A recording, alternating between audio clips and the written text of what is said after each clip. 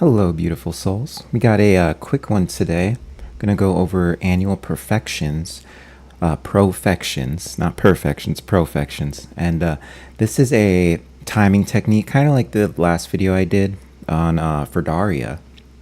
Not technically the last video, but a recent video I did on for Daria, which is another timing technique. But this just helps you time events in your life, kind of know what is influencing your life year by year, the major planet that's going to be influencing it. And I found it to be very useful. It's actually through this I was able to, or I planned around launching my astrology business, and even understanding last year was when I really learned about it and got into it.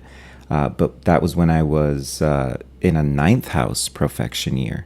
And a ninth house profection year, it's going to deal with ninth house things. So it's going to deal with learning, traveling, major things that I did that year. And so it all made sense why I was doing those things. And then what was my ruling planet for that year, the things I was attracting to myself, because my ninth house is Taurus. So Venus was my lord for that year. We're going to get into that. We're going to show you how to do that for your own chart and just go into the finer details of the profection years themselves. Just a quick one today. Kind of got some channel restructuring I'm doing, so I had this one sitting on the shelf, and I'm like, let's knock it out and get through it. So let's get started.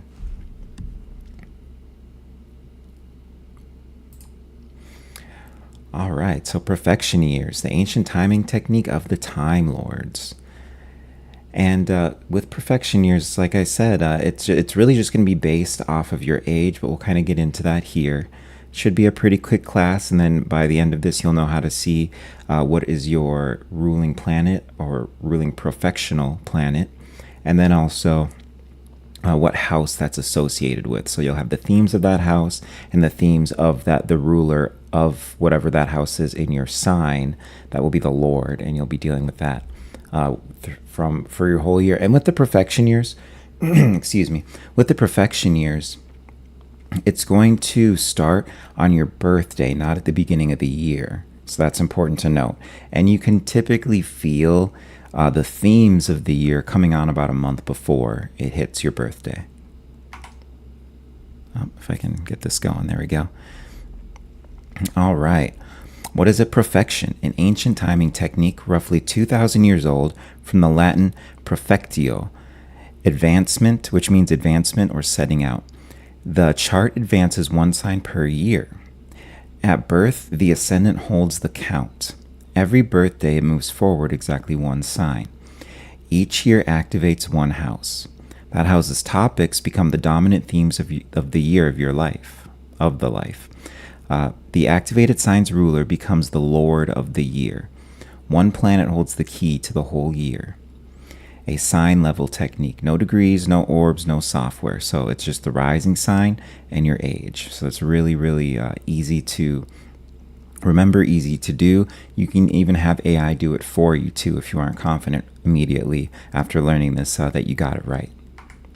But it is really easy. You should be confident. So, but in terms of where this comes from, I always like to go over where the methodologies that I use, where they come from. I'm a medieval astrologer. That's my foundation. So I really like anything that comes from these older time frames. And then, like this, I'm not going to say that this comes from medieval astrology, but this was something that was heavily used back then. So really the earliest source we've got from it is the 2nd century CE. And that's Vettius Valens, and then you've also got the anthology, or Vettius Valens, the anthology book 4, and this is the most complete surviving ancient treatment with worked examples from his own files. Then you have Persian and Arabic era here, and it was carried through, and this goes through the medieval transmission. This kind of is what I like about it. Abu Mashar's work on the revolutions of the years. This goes into Latin Europe. After the 1600s, then it's pretty much dormant as quadrant houses and modern methods displace sign-based timing. But then today, in the 1990s, specifically into today, it was revived by the translation movement and the traditional revival. Now one of the most used timing tools in practice because it's simple and it works.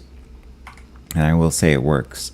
I was actually having a conversation with an amazing girl I met named Lacey at a party I was at recently, and she's also an astrologer, and she she is in her ninth house profection year, the one that I just got out of, and it's the same theme. So this is something that is dependable, really, that in terms of methods that you can depend on to really hit. The core mechanic. Whole sign houses. The rising sign is the entire first house, the next sign is the second, and so on around the wheel. And now, while I still do prefer Placidus and everything for the purposes of this and how the timing plays out, even if you are a Placidus user, this is still going to work.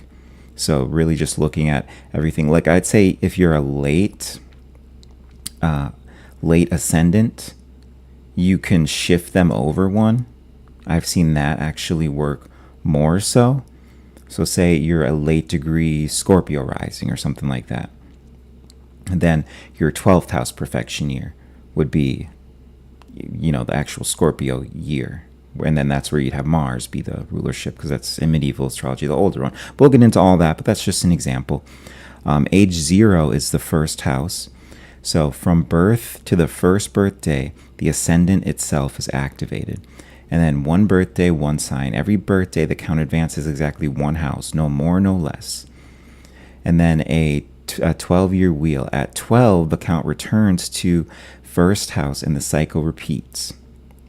12, 24, 36, 48, 60, so on. Birthday to birthday. The profection year runs from one birthday to the next. Your completed age drives the count, not the calendar year. And I will say, because looking at this and the way that the math works out, that whole example I gave of 12th house, you have to ask yourself, would that technically be prescribed and available, to you as a methodology you could use? Like, I would still say yes, it just changes the way in which you do it. And that's kind of what brings in a lot of this, the extra nuance to it in terms of when the ascendant would truly get activated, So interesting thing there, but and then we have the profection wheel here. And what we're going to do, we're going to zoom in on this a little bit so you can see it a little bit better. There we go. Just so you can really get there. But so you've got the ascendant right here. Okay.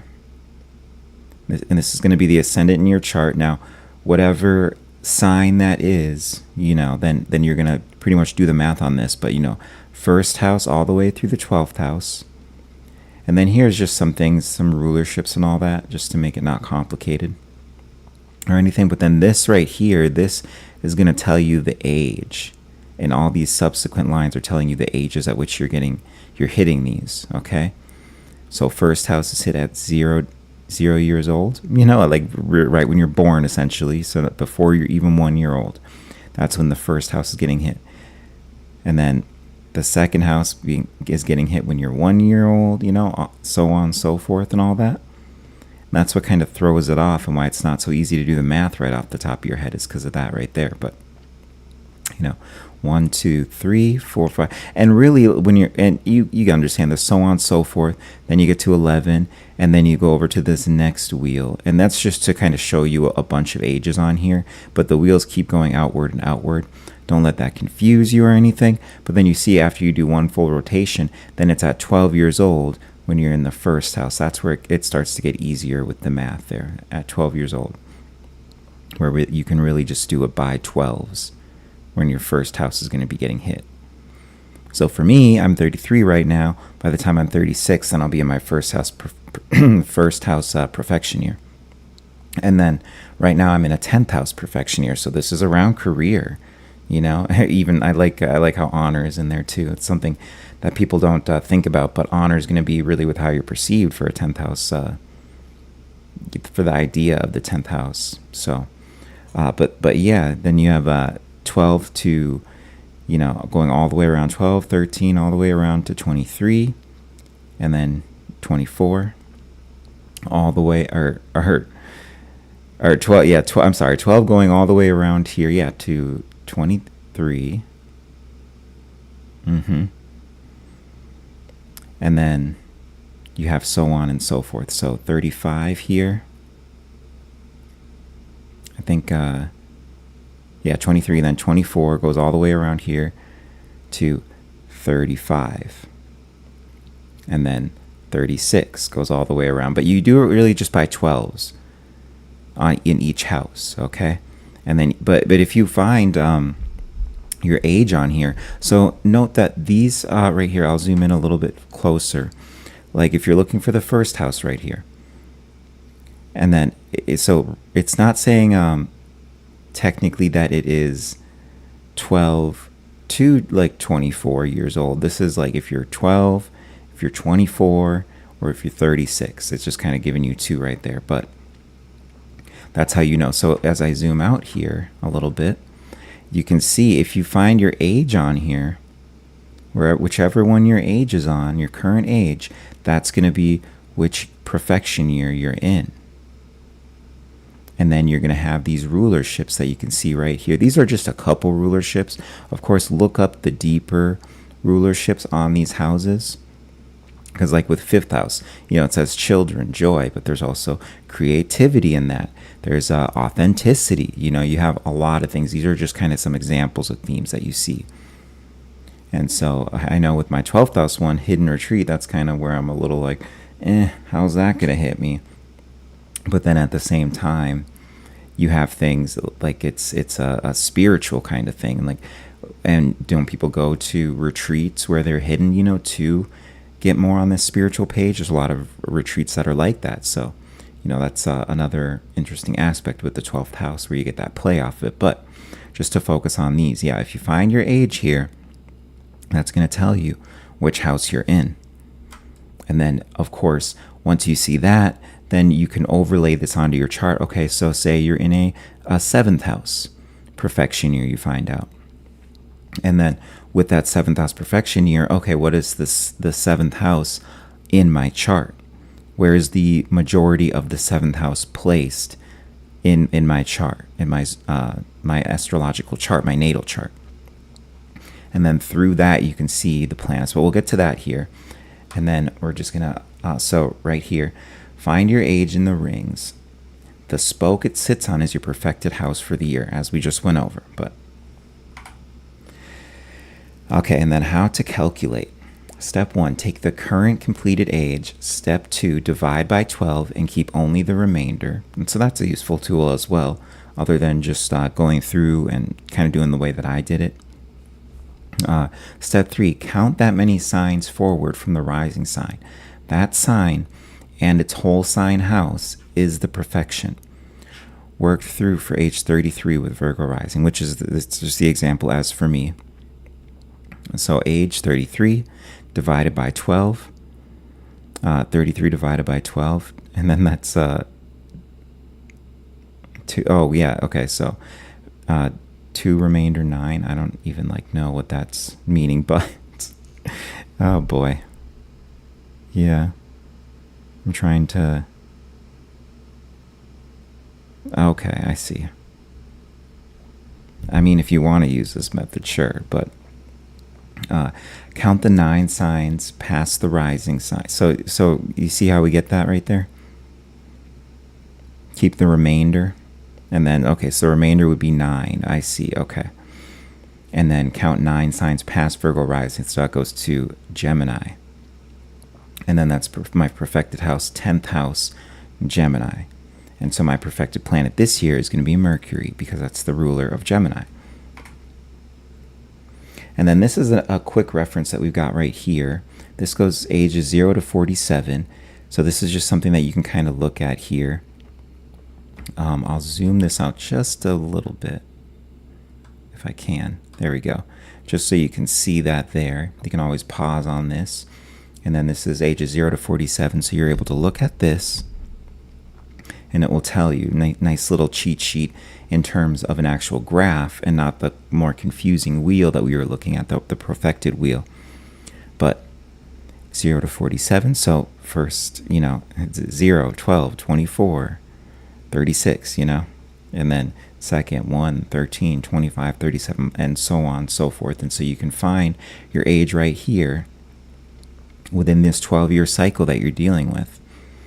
And then, as you can see now that we're talking about this, this gets into it being a good timing technique. All right, now we mentioned this, the Lord of the Year, but now we'll go a little bit deeper on it. The ruler of the perfected sign rules the year. Whatever planet traditionally rules the activated sign becomes the Lord of the Year, the year's time lord. Traditional rulerships only. And so this is what I mentioned here when I brought say the Scorpio example there, because in modern astrology you're going to have the ruling planet of Scorpio be Pluto. But since this is an older method before they were using that, and it also kind of wouldn't really make sense too, which is why I find medieval astrology so useful. But since this is an older method, you've got the old rulership of Scorpio, which is Mars. So traditional rulerships only. We'll go over those rulerships briefly here. So Mars, as I just said, it rules Scorpio and Aries. Venus is going to rule Taurus and Libra. Mercury is going to rule Gemini and Virgo. The moon is Cancer. The sun is Leo. Jupiter is going to be Sagittarius and Pisces. So there's another example right there. With Jupiter in the medieval astrology, it is the ruler of Pisces, whereas in modern astrology, we have it as being Neptune. Saturn is going to be Capricorn and Aquarius. Same thing right there with Aquarius. How typically, if you're in Aquarius, if you're following modern astrology, the ruler of Aquarius is going to be not Neptune, Uranus, excuse me. But in this case, you have it as being Saturn. So Saturn, Capricorn, and Aquarius. And the outer planets do not take rulership here, as we said. Promise and timing in one planet.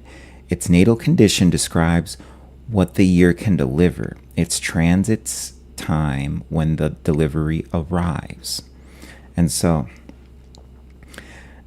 that's the really important thing is, when you're looking at it, like I know for myself, when I'm getting these transits of, like very important transits of Mercury, since Mercury is my Lord right now, my 10th house, which is the profection year that I'm in, is Gemini. It can be either when I get these Gemini transits or when I have transits, major transits of Mercury. So right now, as Mercury is in shadow and it's about to go retrograde here, I know that there's going to be some refinement. And this is even what I said at the beginning. There's kind of some restructuring I'm doing with the channel itself and all that, just to extend my reach on things that I've noticed work, things that I've noticed don't work. So there's a reevaluation. And that's kind of the whole thing with Mercury retrograde, the 3 R's of retrograde. And I hope I'm remembering these right, but it's like reflect, reevaluate, or reassess, something like that. But with that, so that's really what I'm doing here. And then this is where I can see certain things being delivered because I go through that. And so that's understanding what transits are going through with the Lord of your year, and then also knowing how to work with those transits too. So this is really just drills in with what we're talking about in terms of the timing with these things and why it is just such a useful tool. And it was like, it's funny because I was already feeling a little bit of restructuring in terms of what I'm doing with the channel. And it's not really necessarily changing the content in a major way, but making it more accessible to people who don't know as much about astrology. Also doing some new things with my shorts. I've noticed things that work well with shorts and reach and getting new subscribers, things that don't necessarily work well. There's a new way I want to use X in general because I haven't been utilizing it in terms of the engagement that I get, which is way more than I thought it was when I actually consolidated it. But anyway, these are just things with the example of a 10th house profection year, which is a year where I am being more public facing, those kind of things, and then focusing on my career and my career aspirations. So we've got all that. Oh, and I'll zoom in a little bit here, back into that. Sorry. So yes, promise and timing in one planet. Its natal condition describes what the year can deliver. Its transit's time when the delivery arrives, as we just said. 1 year, 1 Lord. The activated house supplies the themes. The Lord of the year supplies the story. And so that's kind of what I just went into as myself as an example. So find your Lord here. And then, of course, we got the rulership table. We already went over these, but this is a nice little cheat sheet table here for you. We'll zoom out just a little bit there so you can see. But and then we'll kind of zoom back in. So Saturn with Capricorn and Aquarius, but we'll zoom back in here. You can see all the other ones here. So Sun rules Leo, Mercury rules Gemini and Virgo, Mars rules Aries and Scorpio, Saturn rules Capricorn and Aquarius, Moon rules Cancer, Venus rules Taurus and Libra, and Jupiter rules Sagittarius and Pisces. Land on a sign, read across, that planet is the Lord of your year. Okay? And so this is just so useful to really understand the themes that you have going on for your year, and it will make so much sense. And then you can even go back the last couple of years and look at what was ruling it, the things that you did in the year, and it all starts to click together for you. And this helps you work with the energies instead of against the energies. And that's the whole thing. Whether or not you fall on the idea of free will, or more that free will is an illusion, it doesn't even really matter where you are in that, in an intellectual sense on that, or a philosophical sense more so on that, because it just will help you work with the energies instead of working against the energies, you know, and then knowing when to time things perfectly. Combine this with the one that we already went over in the video I did with Ferdaria, and then you're really equipped for the year ahead. And I think that's what's made me so equipped for the year that I've had right now. And another part of what makes it frustrating in these retrograde periods that we're entering, because you do have to start to restructure things. There's also going to be the Saturn retrograde that we're going into soon. And so, you know, I've got this Mercury and Saturn, just a huge thing with restructuring, reassessing, reevaluating the things where I've had all this forward momentum in career, in being public, in my reputation, and all these things. There's going to be just this whole redoing of it and just making these corrections. But I understood that would be coming on, so it's less detrimental, and it actually, to me, is what I'm supposed to be doing at this time, so it doesn't feel so frustrating. And so these are just examples of how it can work in your benefit by understanding this timing. All right, and then you've got the three layers here of reading the Lord of your year. So there's the natal promise, Lord of the year in the birth chart. It's sign, house, dignity, and aspects. This is what the planet is able to give you. And so this gets into deeper stuff here. And this is what, you know, of course, feel free to book a reading with me or anything like that if you want to know the deeper stuff. Even just one of the lighter readings, I could do. We don't have to do like a full-on reading for you to get this for me, because I do have an option for just a simple, basic, a couple questions and all that. And so this is stuff that we could look at, and that's a much cheaper reading to do. But with the house, the dignity, the aspects, and all that, especially when you're getting into the essential dignities, these are points that are given to planets. You know, you get plus or negative scores, positive, negative scores like that. For instance, in my chart, I've got a positive 8 Saturn. I have a very strongly placed Saturn. And so this tells me that in a 10th house perfection year, if I'm putting in the work, I'm able to get a lot out of my Saturn, out of the career stuff, out of even when it comes to timing, when it comes to that kind of stuff, out of being more of a public individual. All of these things, you could even talk about the work grind. Some people would argue that daily work grind is more of a Mercury thing too, but either way, I mean, I have that in my 6th house, which is Virgo. You know, it's ruled by Virgo rather. And so you get a lot of these things, like these interesting plays between when you know all the rulerships of the houses, of the signs and all that. But these are things you can even just, for smaller aspects like that, you can type this in, of course, to ChatGPT. I know now with Claude, it's able to do an ephemeris. So I don't know how that works for essential dignities and all that. I do my essential dignities myself, but what that is just an option there. If you have it verified with ephemeris, like would it be able to look at that? You know, these are all things, but no, I mean, really understanding how the planets are placed that you have, whether it's a strong planet or a weak planet, just in itself, without even looking at the aspects, although the aspects are important, but even just understanding the points that your planet has in dignities, that's going to go a huge way with knowing what can be promised during those perfection years that you have. And this is a thing that makes it more complicated with my example in particular, because my ruling planet right now of my the year that I'm in is Mercury, and in my dignities for my chart, I've got a -5 on Mercury. So the Mercury things are going to be a lot harder, and it's going to be a lot more friction for me with the Mercury stuff, which we're going into this Mercury retrograde. I'm noticing the mercurial ways in which I'm needing to perfect things. I'm needing to really reassess on them and reorganize, restructure.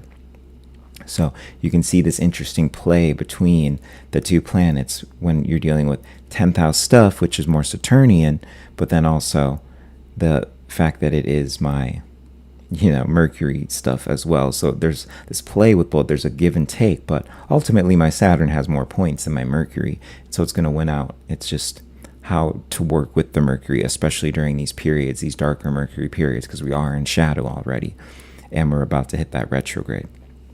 And then, so that's kind of the natal promise stuff, just to go over that. That's the first part, or the first layer. And then you've got the activated topics, the themes of the perfected house, plus the houses the Lord of the Year rules and occupies. This is what the year is about. Okay? So that's the thing. The houses that the Lord of the Year rules and occupies. So for me, that's going to be my first house of Virgo. Okay, it's that one. But then also my the house of my 10th house of Gemini right there, which we already went over. But yeah, there are some things here, and it's going to be more pronounced, I think, once we get into Virgo season and see things really transiting in Virgo, which is going to be a personal way that these things really affect me. A lot of the first house topics, so it's going to be dealing with like drive and ambition, and that kind of stuff too, identity. All these things are going to be hit for me, and I already know this later in the year. So that's another interesting thing. And then, as I say, I'll kind of reiterate, this is where it gets so good for you being able to time things properly and work with the energies and not be blindsided by these things coming in. And then, so you've got live timing. Transits to and from the Lord of the Year, transits and eclipses through the perfected sign and the solar return. This is when it happens. Okay, so we already went over the transits, and really eclipses, I mean, that's just going to be another type of transit, but eclipses really are about major change. And so, like the eclipses that we have coming up, I believe it was, I know we've got an eclipse in Leo. But then I think we have one, I thought it was in Aquarius, but it might, there's a weird thing. We're in this weird space right now when we hit eclipse season, where one of them is not going to be where the node's at, if I remember right. So it might be Pisces, if I remember right. I think we might get another Pisces eclipse. I should remember this right now. It's been a while since I looked at them, at the eclipses coming in, but they are coming in soon. I'll have to look again. But that's just really going to tell you, I mean, especially because we know for sure Leo is one that's coming through. That's really going to tell you wherever Leo is sitting in your chart, especially if you're someone who has it in one of the your perfected house right now. That's going to be a huge deal. But even so, what it's really drilling in here is that even though you're going to say that you're working with what I'm doing, which is a Mercury. Mercury is my Lord of the Year, okay? But if there was to be an eclipse that happened in Gemini or Virgo, that would still hit me, even though it's not dealing with Mercury per se. It's dealing with an eclipse. That's still going to have an effect. So those are really important things to note with that. And then your solar return, of course. But the solar return is right when the perfected year comes on. This is why I say about a month before. You're kind of in that window. It can be up to a month before, where you're in that window of being able to feel some type of theme of your new perfected year coming on. Okay. And then weighing the Lord's condition. Okay, so naming the Lord of the Year, step one. How well that planet is placed decides how the year feels. And so this is this is just a simple way to look at it. It's going to vary planet by planet, okay?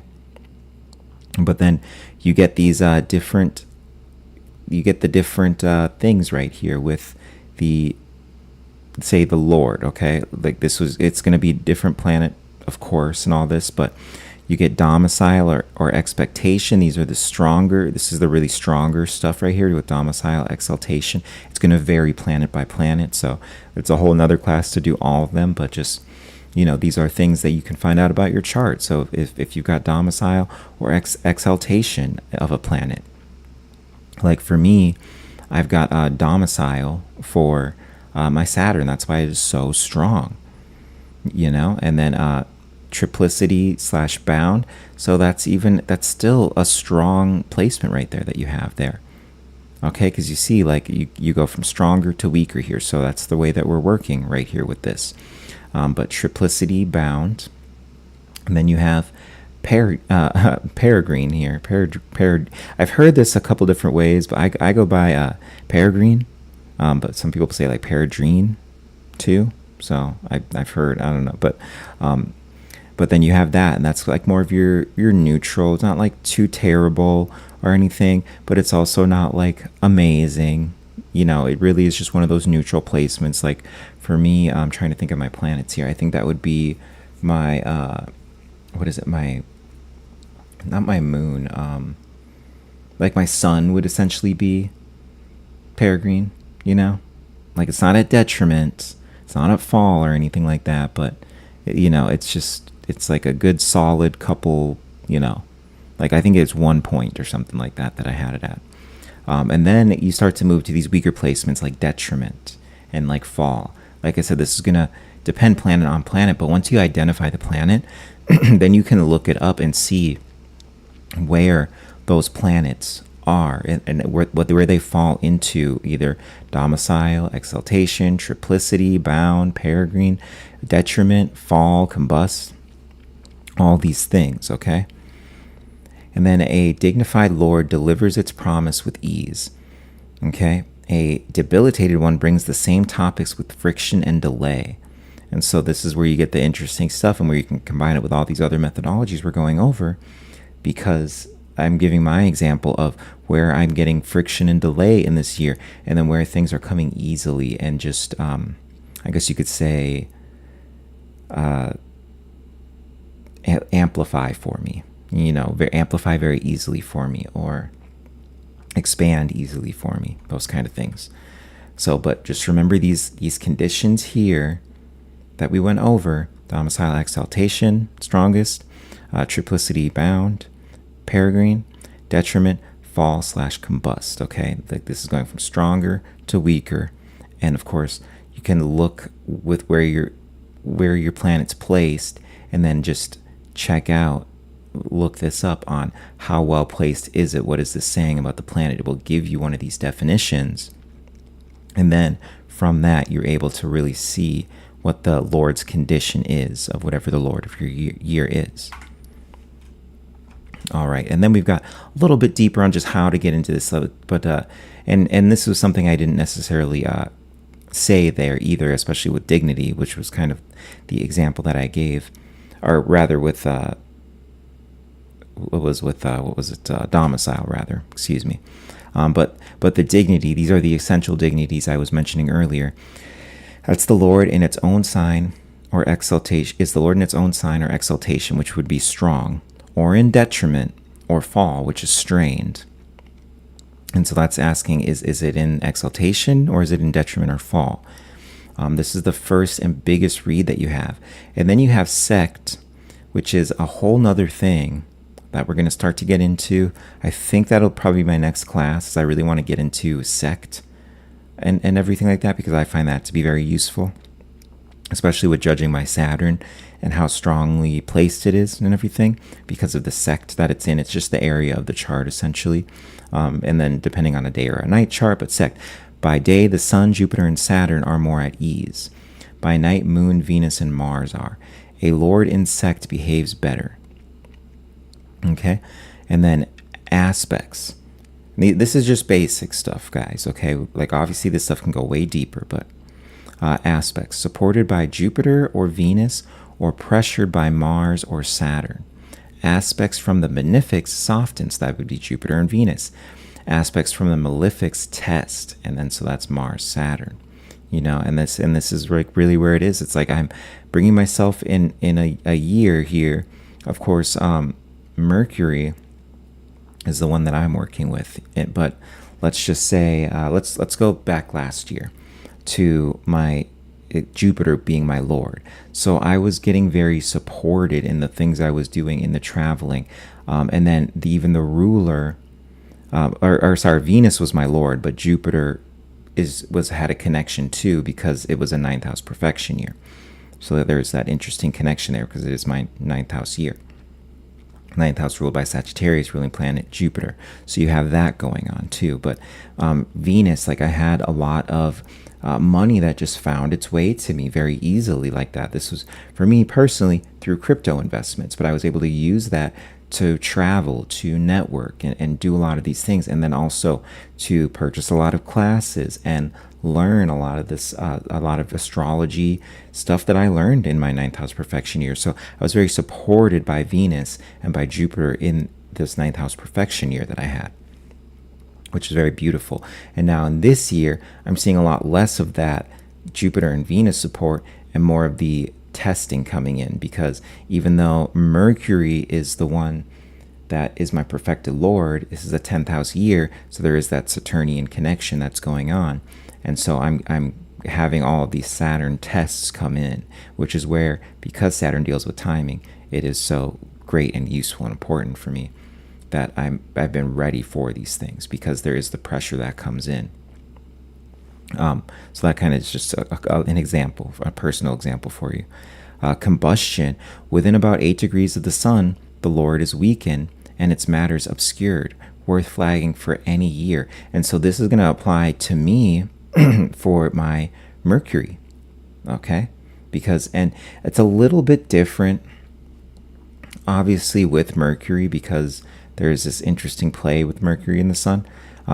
But it's essentially the same rule that you have, okay? And for me, I have Mercury conjunct my sun. So it's definitely combust, but you're going to have a lot more people with combustible Mercuries. And so not necessarily the best example, but an example nonetheless. And so that is something that we can flag for my year, is that there is that combustion. And this even just ties back into what I was talking about with the play, which is why I look a little bit to my Saturn this year too. It's not the Lord of this year, but it does have a play this year because of that, because my Mercury is conjunct my sun in my chart itself. Okay. And then it's interesting too, because I have just natally Mercury's in my ninth house, so that's another thing that you can add in there too. Even though it's a 10th house year, there's some play off of ninth house, so that's just an interesting thing. Solar return echoed. So and this solar return would be like your birthday, okay? When the sun returns to the same degree that it's at, okay? Then check the same planet in this year's solar return for a live second opinion on its strength. And so that was interesting too, because I even commented on this with a friend of mine on my birthday when I was looking at the degree of Mercury and the sun for my birthday, May 13th. They were actually conjunct. I think they were almost in plus or minus a few minutes or something like that, but it was the same degrees as when I was born, which doesn't happen often for me. And so that really gave me an idea of what I was working with mercurially this year. And this gets back into the combustion idea that we're talking about. How many degrees within the sun is it at in your chart, and then also during the solar return. So very, very important to see, because this is where matters will become a bit obscured, and I've kind of seen that theme already, and I know that this is going to hit a lot more during the Mercury retrograde for me. But here's some year themes. We had those like very light year themes, by the way. Very light year themes that we did on that whole profection wheel that we had. Okay. And but really that was just a couple things. So this will go kind of deeper here into what these themes are. This probably won't even still hit all of the themes in each house, because you can go really deep with all of the house rulerships and, technically the sign rulerships. But let's just we'll give a few of these here. So this is houses 1 to 6. For the first house, self-embody. Self-embody. And this is dealing with, we're going to zoom this out a little bit so you can see it all. First house, self-embody, identity, appearance, health, new beginnings, the rest of the year that opens every cycle. So it's interesting because I look at like the 6th house as more of a health thing too, but some people would say that's more of like an illness type of health when you're dealing with that. There's an interesting play. For me, there's this inextricable connection between first house themes and 6th house themes because I'm a Virgo rising.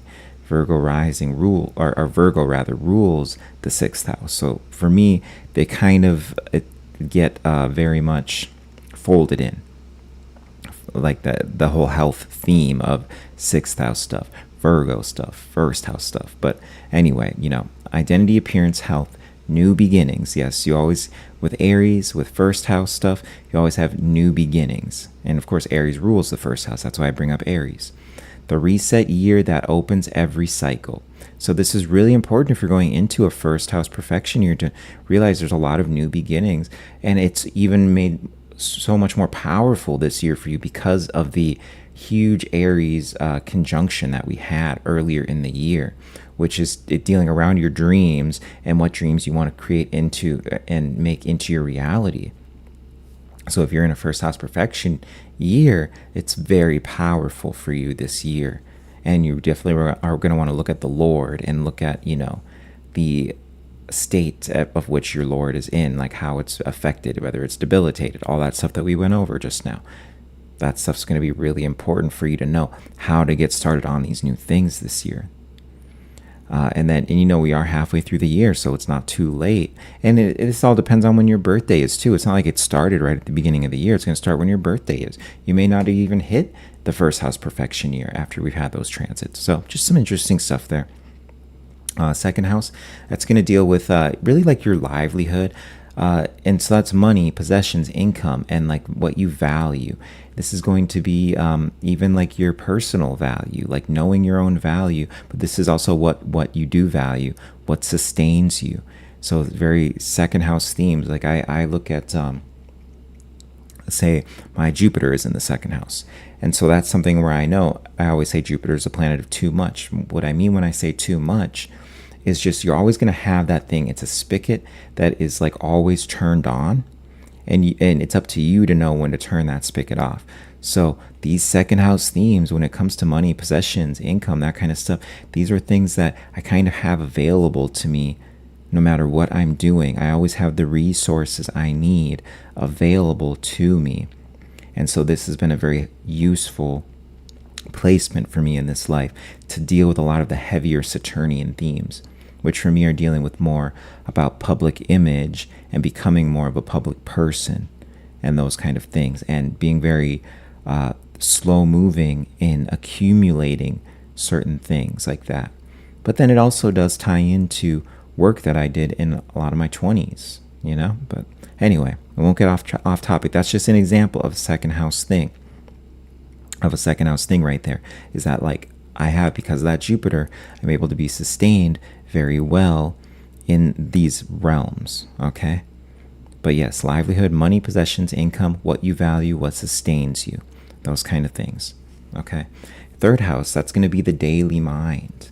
And I love that I put daily mind here, because this is really a huge differentiation I make too, because you've got different aspects of the mind that have these different rulerships. But third house is going to be dealing with siblings, neighbors. It can be like roommates too. All that. Communication, of course.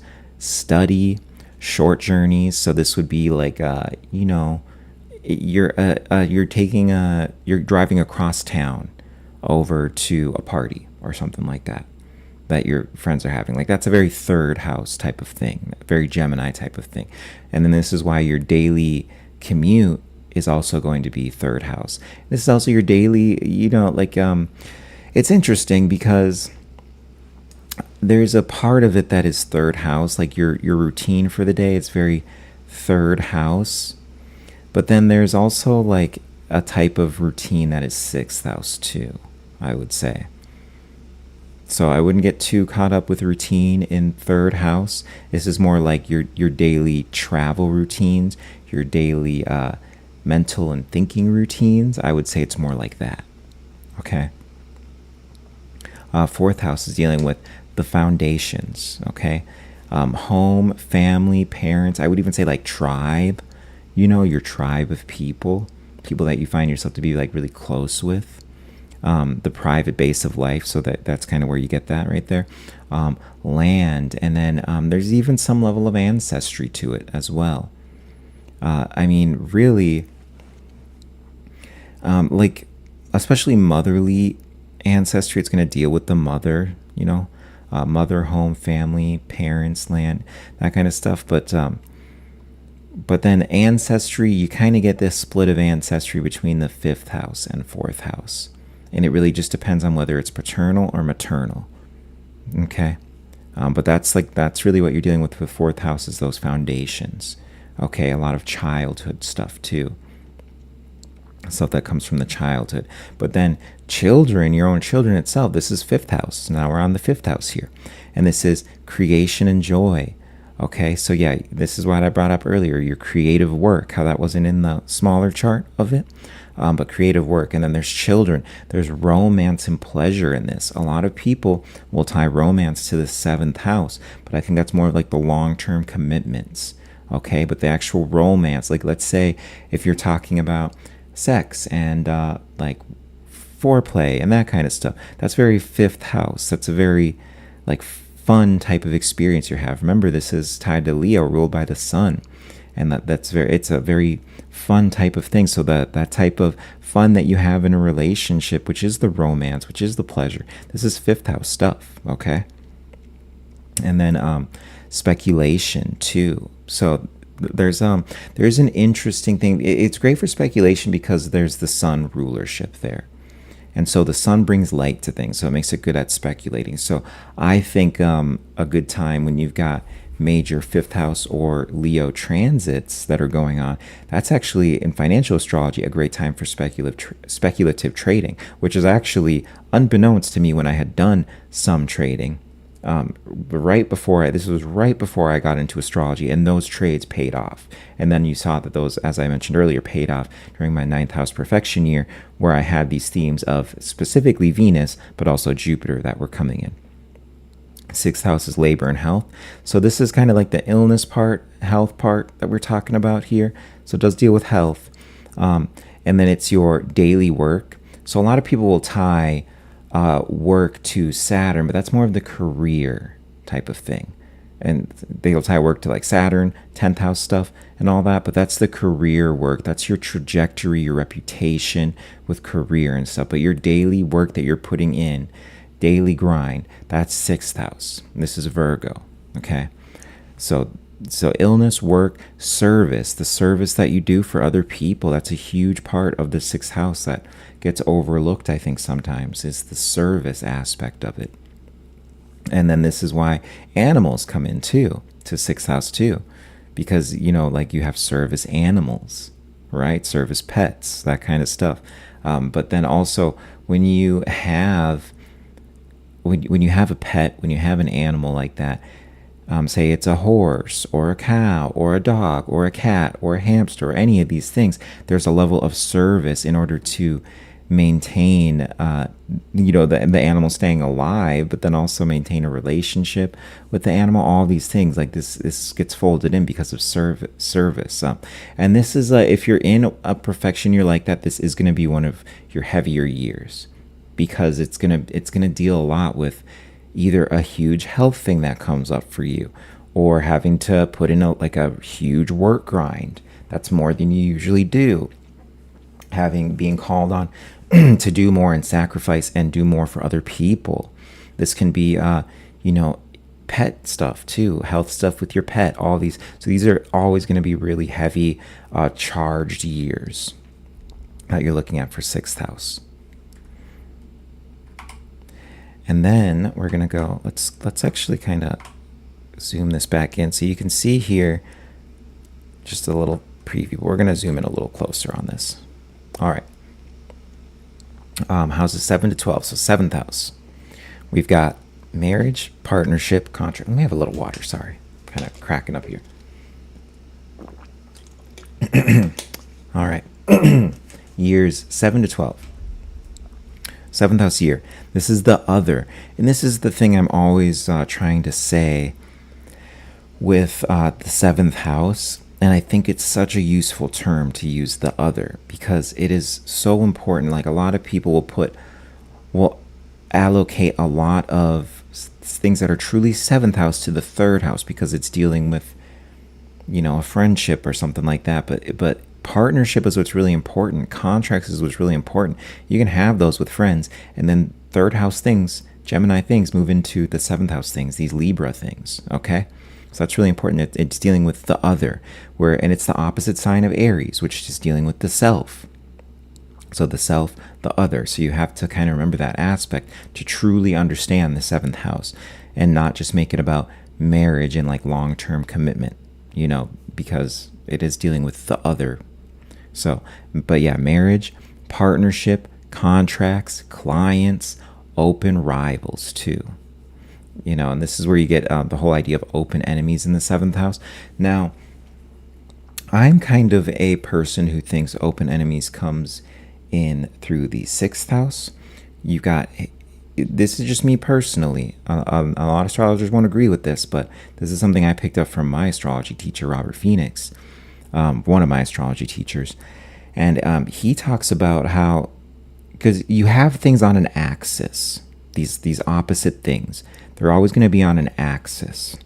And so would it make sense to then have the 12th house, which deals with hidden enemies, would it make sense to have 12th house Pisces dealing with hidden enemies, and then not have open enemies and open rivals be in the 6th house? And then this gets into your daily work. Where are you going to have those open rivals? It's going to be something you're seeing in your daily work, right? Typically. Or it's also going to, so I really feel like that's more of a 6th house thing to be open. But a lot of astrologers will say that this is open enemies, open rivals and stuff. So it's interesting to note, but I kind of think that's more of a 6th house thing personally. But for sure with the 7th house, you're dealing with the other, marriage, partnership, contracts, clients, that kind of stuff. And so those are the things and the themes that are going to come up, of course.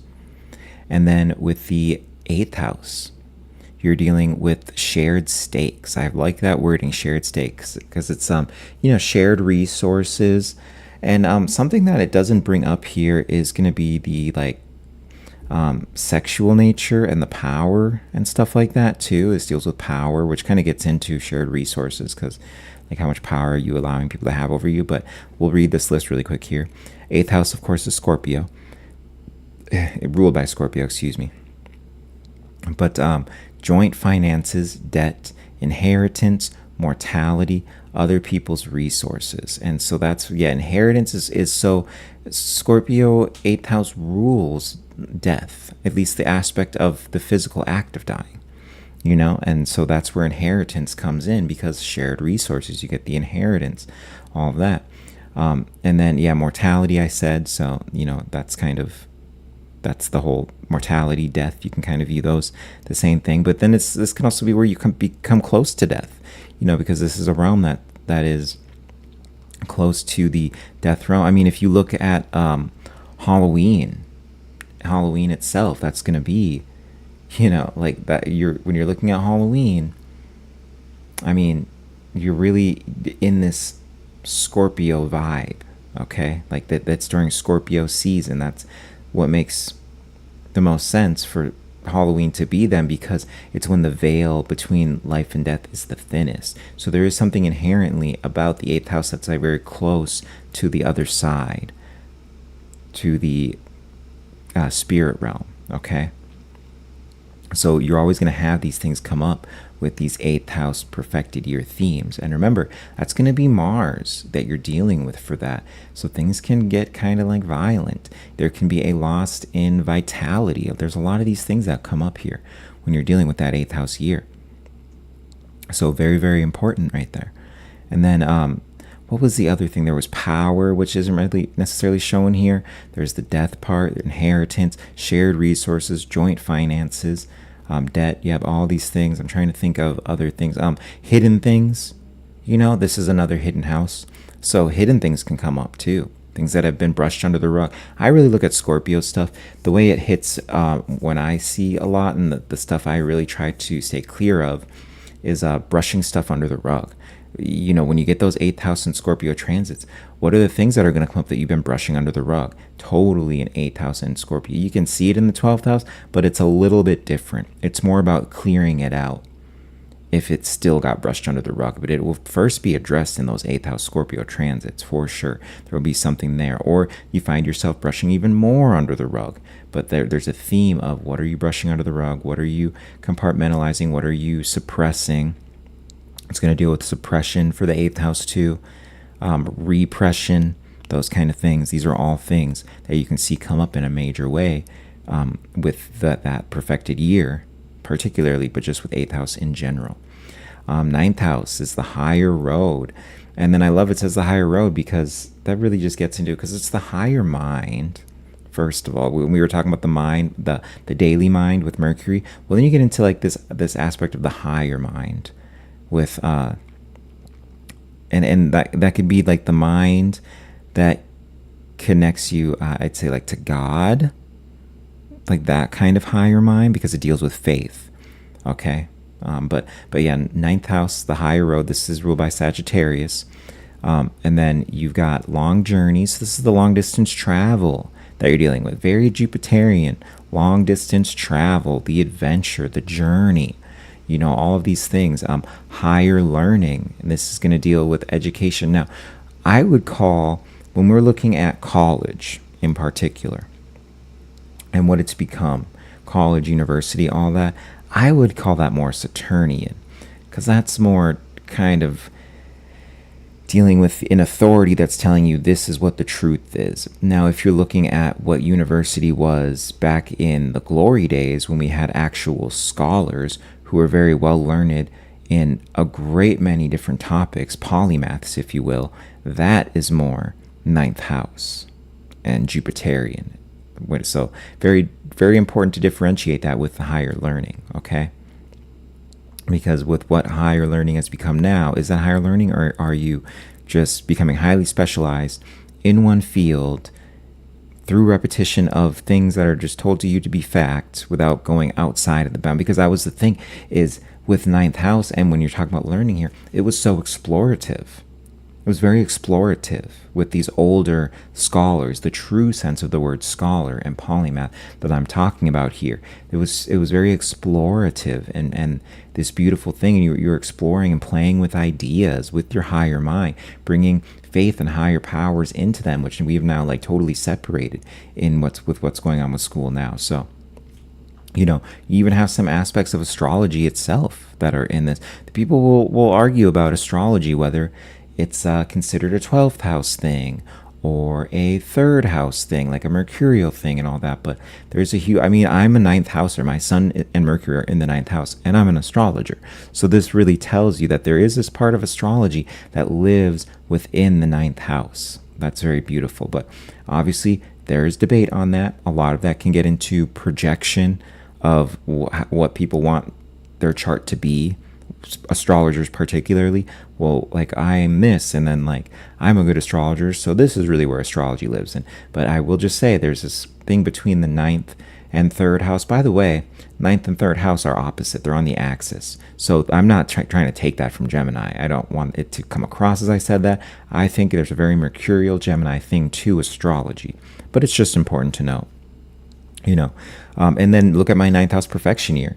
It's like where I learned so much about astrology. I've always been into astrology, but it's where I really dug in and got into learning some deeper methodologies and being able to, where I took on clients and was able to predict things in their lives that were just incredible. I surprised myself with predicting them, to be quite honest. But this is where I just really got on another level with it. But yes, the higher road, long journeys, higher learning, faith, publishing too, which is kind of something that you would think would be a 10th house thing. But when you really think about it, with some of these themes that we got into and publishing, like I would say once something is published, then it kind of moves into a 10th house thing.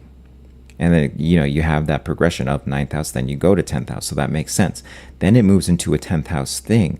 But really, the whole journey that you're going on when you're writing the book, the journey of ideas, all that stuff, and going into that physical act of publishing, that's very 9th house. It's very Sagittarian.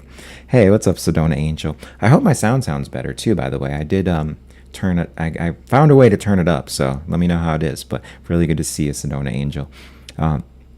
And then, so that's a lot of the 9th house stuff there. And it's funny, you came in right at the 9th house stuff with your Sagittarian vibes. Just sounds, oh, cool, it sounds good. But you came in like right when you were meant to come in, right? Because we're talking about the 9th house. But then right here with the 10th house, we kind of talked about the 10th house a little bit. But that's career and honor. And I love the honor part, because people can tie honor to different things, but it's dealing with your reputation. Where does, like, your honor is dealing with your reputation. And just because it's about the good things that you do to get that reputation, it's dealing with the reputation. So it's really important to remember that honor really is that 10th house thing. It's your reputation. So profession, reputation, public action, and authority. And then that's, so it's the year where you become more visible to the visible year. And this is a year, after I told you guys I'm in a 10th house profection year.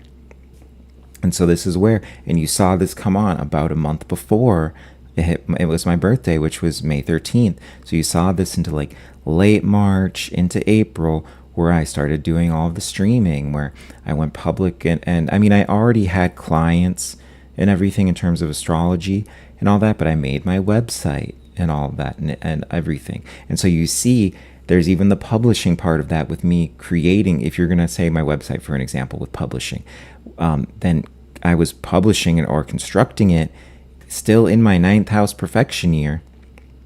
And then by the time it was ready and good to go, I moved into the 10th house. And so this is another example here of why this is such a useful tool, profection years, with the timing. Okay, but yeah, the visible year, these are the things you're dealing with. There's also a part of 10th house too that isn't on here that is dealing with death. And so this is really, but then it's the reputation part of it. You know what I mean? Because the death part is the Saturnian part. What are the things that you're leaving behind in death? It's going to be your bones. So like, where are you buried? Your tombstone. Which is going to have your reputation on there, whatever authority that you had, your public action, the things you did for people. That's all going to be on your tombstone and be recognized, whether it's in your tombstone or your eulogy. All of these are the 10th house things around death too, which is a very important thing to remember with the 10th house transit. You don't want to think only death stuff comes through, immortality stuff comes through in the 8th house. This is another way in which you can see that come through in the 10th house there. And then, the 11th house here, I'm trying to think, is there anything I'm missing with the 10th house here? I think that's pretty much all the important stuff here. I just want to make sure there's nothing that we didn't get on the basic stuff. But 11th, which is really going to deal with your networks. I like how it says allies and gain. So and by the way, the 10th house, that's dealing with Capricorn energy, by the way, ruled by Capricorn. Now that we're going to the 11th house here and talking about these themes, this is going to deal with Aquarian energy. And this is also ruled by Saturnian things, especially when you're talking about the profection years in particular. Of course, there's always that Uranian influence here that really differentiates Aquarius, but we don't use the outer planets for profection years. But let's get into these rulerships here. So allies and gain. This is going to be friends, so more like the networks of friends, because we went over what types of friends you're dealing with in friendships you're dealing with in the 3rd house stuff, the Gemini stuff. But this is going to be more of like your loose friends. This could be your co-workers too. I would say your co-workers fall into this. um, patrons too. I don't know if I would say mentors per se. That's more of a ninth house thing, would be your mentors. But patrons, it can be someone who's willing to represent your work, and so, which makes sense because the 10th house Capricorn stuff comes before this, which is where you build up that reputation. Then once you built up the reputation around your career, then you have people who are willing to patron you. Okay, so that's like really it, because it goes with this progression of the houses that you see. Okay, but patrons, networks, hopes. And so the hopes is really interesting here because you do have some aspect of hope that is in the ninth house, which is like, but that's more the faith-based hope. The hope that you get here is, and this is where it's interesting to look at Uranus and why it has the modern rulership, is because it's ethereal. Okay, there's the ethereal nature of Uranus. Okay, so you have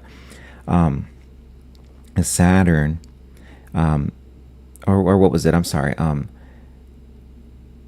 There's Uranus, so Saturn, Uranus, Neptune, Pluto, right? I'm like, yeah. Okay, so Saturn, Uranus, Neptune, Pluto. So like Saturn, because I always thought this was interesting. You have Uranus in between Saturn and Neptune. Okay, so Saturn rules the material, and then Neptune, it rules the spiritual. And then in between that, you've got Uranus. And so that makes it ethereal. It's got one foot in the material reality, one foot in the spiritual reality. And so this is the type of hopes it's talking about. What are the things that I want to manifest from the dream world into the material world? And this is why Uranus right now, being in a new sign, is so much more potent in the positive aspects that you're getting too, with Saturn and Neptune, which went into Aries this year. This is really where we have all this backing that's going to start to come through and has been coming through on manifesting our reality, just as something with the current alignments and all that, but just to give you kind of a nature of where this hope is coming from and how this type of hope is differentiated from the faith-based hope that you get with Jupiter in the ninth house. Okay, and then traditionally the house of good spirit too. Okay, but this kind of gets into what we're talking about with the nature of Uranus and the Uranian nature of all that. It's very ethereal. And so it's kind of like these hopes and dreams that come in. I know dreams is more like Neptunian, but there's that aspect between them. What's the material? What's the dream world? How can I like etherealize that and bring that through to either way, So very, very important there. But yeah, friends, networks, allies. It's also going to deal with like rebellion, the rebellious nature of things, okay? Kind of going against the grain on things, being a rebel, being a disruptor, going against the grain, being a rebel, it disrupts things, okay? So there's the electricity, the disruption that you're dealing with and all that stuff. But of course, because the perfected planet is going to be Saturn, there's this need to be realistic about it. How am I going to be realistic about these things that I want to bring in? Okay? So sorry to kind of go all over the place, but this is to kind of give you this in a framing that you're not really going to get from a lot of other astrologers. They'll kind of just run down the list and tell you all the things, but just through the ways I've been able to play with the planets, like these are really interesting things to know. And then last, certainly not least, the 12th house. And so this is the clearing. This is the last sign of the zodiac too. So we kind of mentioned this too when we were talking about the first house a little bit, where it deals with clearing things out, and why first house is these new beginnings and all of that. But this is where you got retreat, seclusion, loss, hidden matters. The loss is coming from more of like clearing things out, but there is this interesting play between the 8th house stuff too and the 12th house stuff of the hidden aspect. And this is where loss comes in, or loss in a lot of different ways. We won't start to dive into that. That's a whole thread to pull, but you do have a little bit of that loss going on. And it doesn't have to be loss of a person, like death, that kind, but it is like where things go to die. And that's because you're clearing these things out.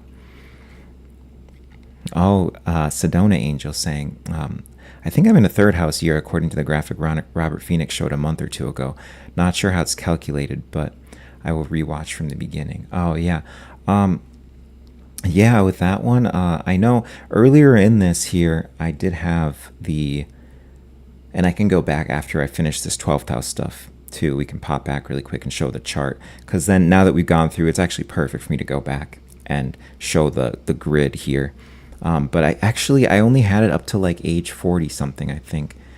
We'll still go back and double check, but we have the chart up here for it.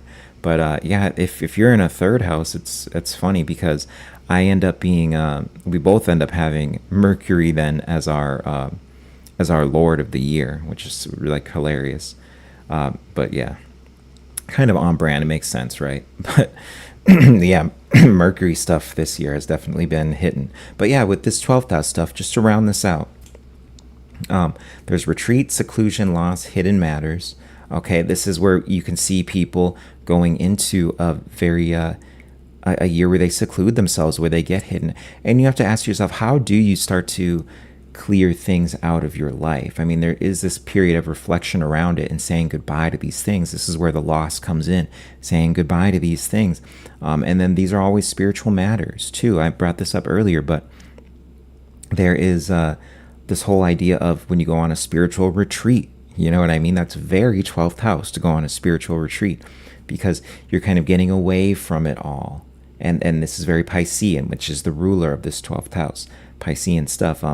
You're getting away from it all and kind of disassociating or forgetting about it so you can focus and go inward. This whole last 14 years of Neptune in Pisces and what that's really been about, and how people did dissociate and all that. And now things need to be confronted head on. And we're going to see as we get a couple more years into it that you aren't able to really access spirituality, access the spirit in the same way that you were able to access it. It's going to be a lot more what action are you taking in this world? What things are you confronting? And what are the new things that you're starting? Like, how are you moving through this world and not, I need to take this time and go and spend a week like disappearing. I think it's going to be very difficult on Pisces, because Pisces do have this reputation for just disappearing, and that's like totally that's how they're built and everything like that, but it's not going to work in the same manner that it worked before for Pisces.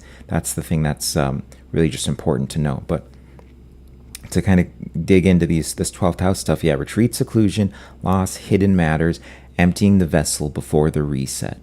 So very, very important things there. And like I said, there's also the whole, it's like, because when I talk about spirit, it's more of like dreams.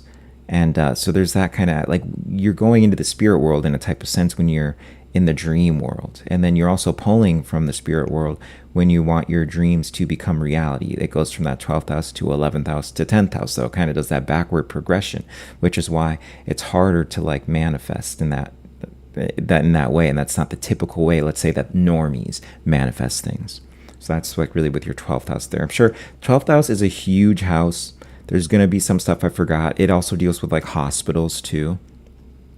Even though you would think that's kind of, you can say that because hospitals deal with death, that's more of an 8th house thing, but it actually is more of like a 12th house thing, because it's on the axis with Virgo, which deals with those health matters. So you've got some aspect of health stuff that will come in, health things, especially if you have certain 6th house or Virgo placements. Health stuff can come during a Pisces transit too. A lot of people don't realize that too, because it'll be the oppositional thing that you got going on right there. But let's pop back here to the chart just now that we've went over all that. Yeah, because the graph here was only going up to 47, but I think we only went to 47 on this. Dang.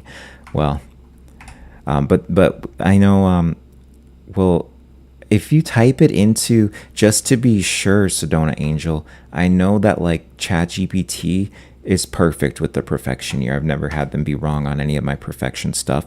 So just to verify, you can always put it in there, as long as you give them, of course, your birthday. So I would check with that, just to double check yourself, because it kind of can be a little bit confusing. But I would think that even if we're just looking here, yeah, you would be in a third. It makes sense that you'd be in a third, because if we just go from 47 up to where you're at right here, then because that would be 48, 49. Yeah. So you'd be in a third right now until like the end of this year. All right, and then where are we at here? Oh wait, yeah, okay. And then we've got these landmark years here. And really, this is what I'm excited about too, because this is like I'm about to like eat this shit up here, which is a little difficult because but landmark years 12, 24, 36, 48, 60. Okay. And then this also lines up because this is where you're going to have your first house resets, new chapters of identity that closely echo the roughly 12-year Jupiter return. And Jupiter return, as always, people will say it's that leveling up energy, you know? That's the big part of a Jupiter return. You're either going to level up and you're going to have all of the universe behind you on that leveling up because of the Jupiterian nature that comes in with the Jupiter return. And then also with it being a 12th house profection year, then you've got Jupiter as the profected planet while you're also in a Jupiter return. So it's like those 12-year marks are so important and so key. But you can either work with those energies of Jupiter coming in, and this depends on how well it's placed in your chart as well. But you can work with those energies of Jupiter coming in and letting you level up, or you work against those energies. And then by the time you get into the next profected year, then that's kind of what the energy that you're dealing with to pick up the pieces of that when you're in the first house. And that's where the identity. So you either create a new identity from the great leveling up that you're doing and you're all full force and Jupiterian with it and ready for the expansion, or you fight it, and then all of a sudden the profected planet you have in your first house profected year following that is the one that's going to be picking up the pieces of what you resisted. So it's really important to lean in to these new chapters of identity from the things that you're going to be releasing, you know, and all that. And this is going to depend all on the placement, but you get that like the first house or like 12th house stuff with these resets that come in. Because technically, if we go back here, it's going to be 11, if I remember right. If we go back at age 11 is really when you're in the 12th house year and you're wrapping those things up. But you're going to start to feel that Jupiter return coming in because it's going to be playing around and retrograding back for those few months. So it still kind of stands what I said, though. But anyway, then you have Jupiter come in. And so is your perfected planet, is like, how is that going to work for you? And this is where the timing comes in so key. And then 29 to 30 here, Saturn return lands across the 6th house year, age 29, and the 7th house year, age 30. Health, labor, and commitment all come due at once. And then your perfected planet also is going to play into the nature of how this Saturn return plays out. So these returns, you can really add a lot to them. These returns that most people know about, you can add so much to them by really understanding what is going to be my Lord of the year, my perfected planet that I'm dealing with.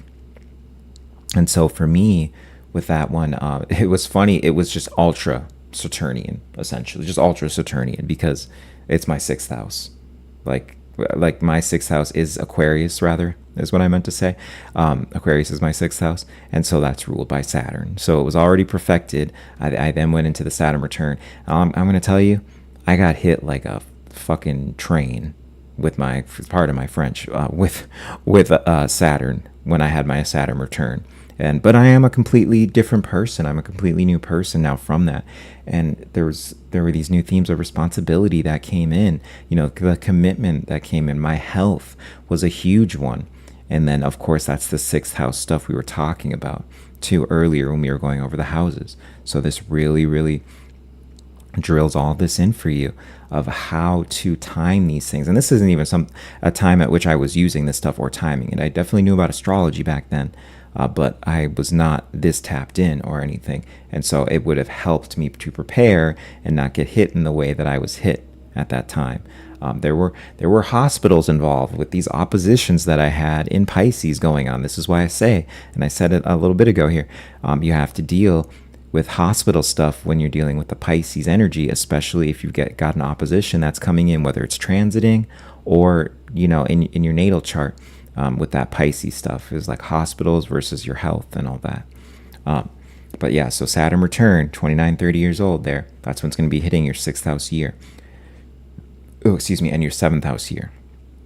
So very, very important just because of the nature of that. And then with 11, and this is what I was kind of mentioning, that play between years years 11 and 12. But 11, 23, 35, and 47, those are your 12th house years. These are the endings, the clearings that empty the vessel before each reset. And it's a very watery house, watery sign. So there's this talk of emptying the vessel too. And you have even the sign before that, which is Aquarius, or the house before that, 11th house, which is the water bear. That's when you're holding it, and you're bearing the water.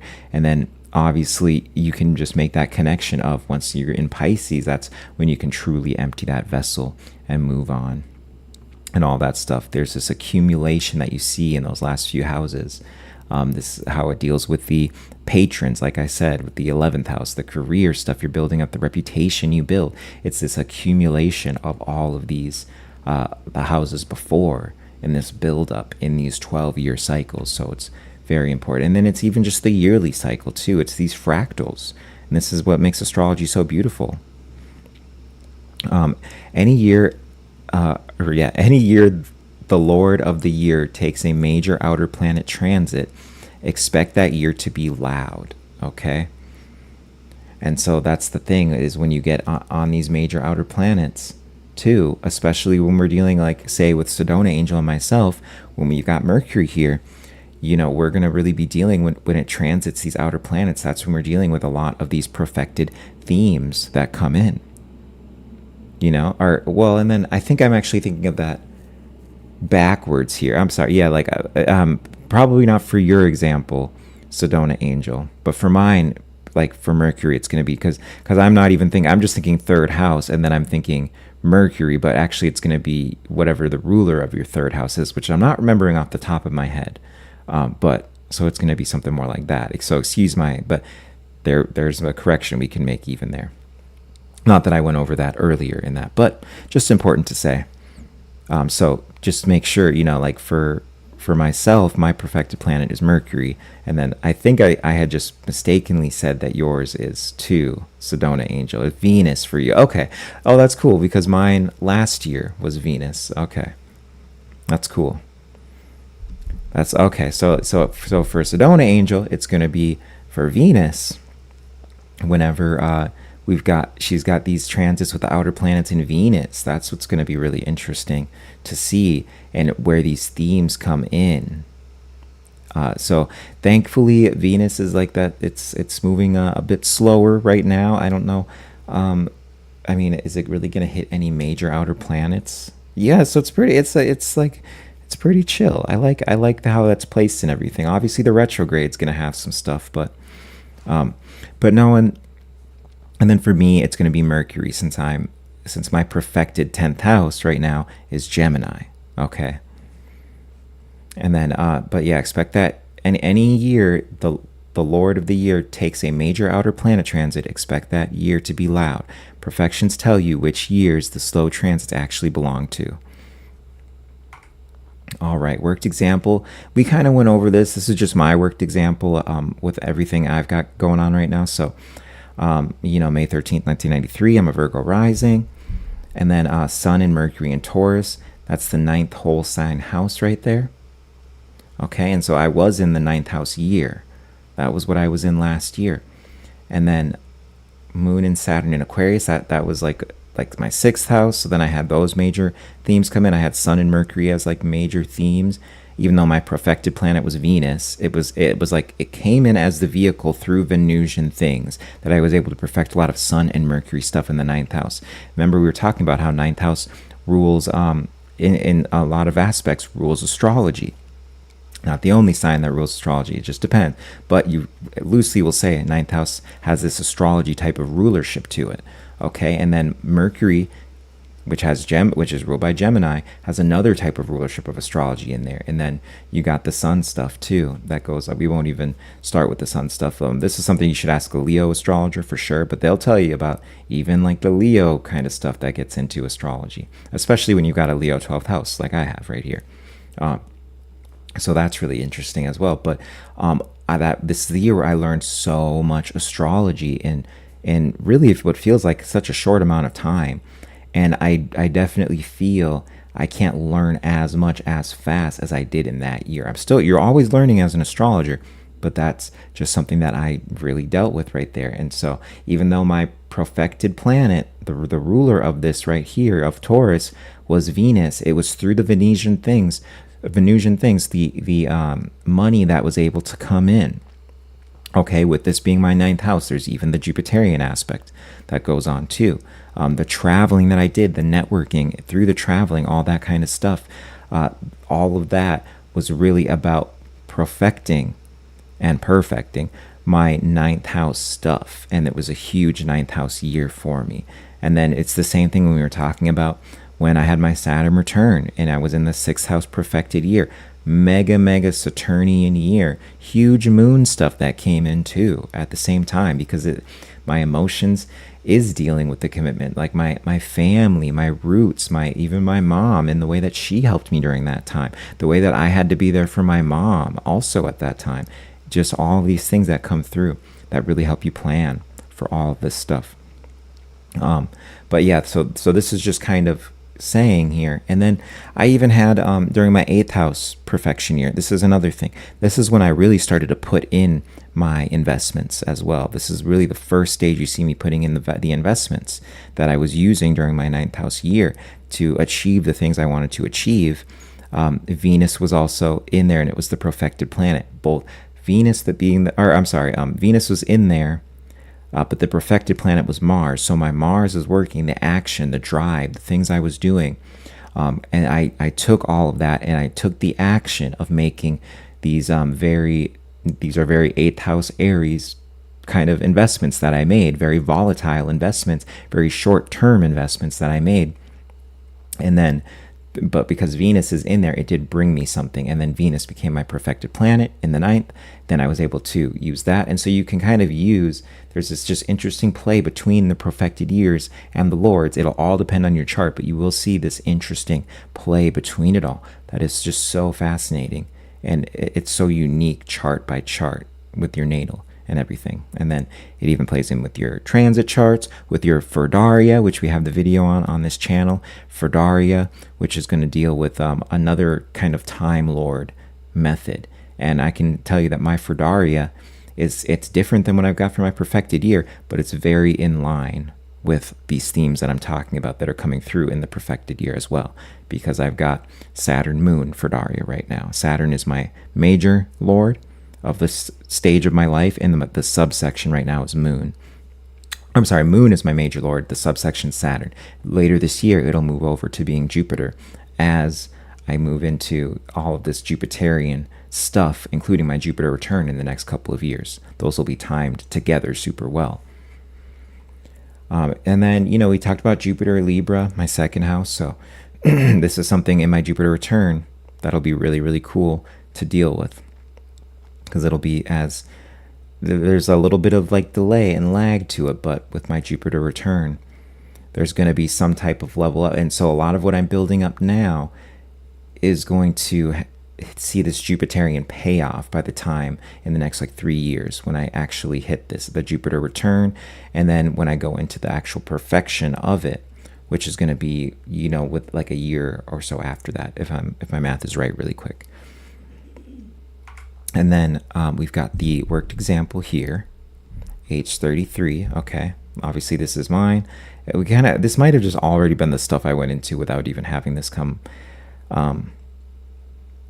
And then, so 33 divided by 12 is 2. So the remainder is 9. Okay. And that's when or 2 remainder 9 rather. You know what I mean? So 9 signs past, Virgo lands in Gemini, whole sign 10th house. So that's my perfection. Just another thing really quick. That's the example of just working it in my chart here. Lord of the year, Mercury, ruler of Gemini, highlighted in the wheel.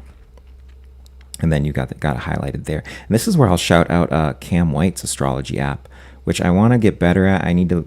I'm probably just missing something on the configurability on it. But it does highlight your perfected planet. So that's called Star Tech for anyone who's interested in wanting to know what your perfected planet is, and literally just punch in your birthday and get your natal chart. It will highlight in a sparkles pretty much, or it's literally a highlight, and it will show what your perfected planet is in that chart. which I thought was a really cool feature for them to add in there with star text. So, and then the profection, or yeah. So we went over all that. One planet now carries the year. Everything Mercury is natally and by transit becomes the story of age 33. And so we're very much seeing that with the Saturnian backdrop of that 10th house, and with where I'm at with the Ferdaria. So all these things, you can start to combine these and really, really time things pretty precisely. Okay, we don't need to go over the synthesis. Or, we'll do this little, it's got some cool stuff in it. The frame, a 10th house year, career, public standing, visible work. So that's where the Saturnian backdrop comes in. I talk about the natal promise. Mercury sits in Taurus in the 9th house, conjunct the sun. Speaking, writing, publishing, and astrology itself, fused with identity and vitality. The condition, and this is where I was talking about. Mercury in Taurus is peregrine, but unafflicted, and out of combustion range from the sun. Oh, I thought it was in combustion range, because it's within 3 degrees. So I kind of think that that's combustion range, personally. Conjunct I think is combustion range. A workable, steady lord, not a struggling one. That may just be an issue, a mistake by my AI, because I'm pretty sure I'm combust with mine. Could be wrong, though. I need to actually start using that more. I think with Mercury, wouldn't it be, I thought it was 8 degrees. That might just be all the other planets. Mercury might have a different range for combustibility. A workable, steady lord, not a struggling one. And so that's what's good. That's like kind of what helps us. So if this is correct, which it uses the ephemeris, so it should be correct on it, and it's got access to my AI has gotten really good at making these presentations. This should be accurate. So that's actually good news for me, honestly. But there is this struggle with having a -5 Mercury in my, my essential dignities, that I am feeling this year, though, definitely. But I have ways of offsetting it, like, not smoking marijuana. I think that slows down your Mercury massively. Those kind of things, which can be good for people with air Mercuries, who kind of have those fast Mercuries already and need to slow them down, or just like a mercurial Mercury, like say a Virgo Mercury or something. Even that can work with it a little bit better, I think.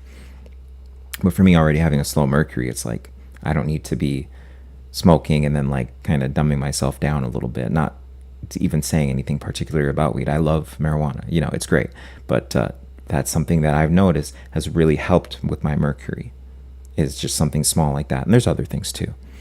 The live layer Uranus is currently moving through Gemini, transiting the profected 10th itself, layering sudden visibility, technology, and reinvention into the career story. And this is what's so important, is it's crossing my midheaven the next 2 years. As it retrogrades, goes back and forth, I get 3 crosses of my midheaven, technically.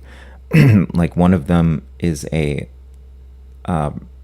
retrograde cross, but I do get 3 crossings of my midheaven here.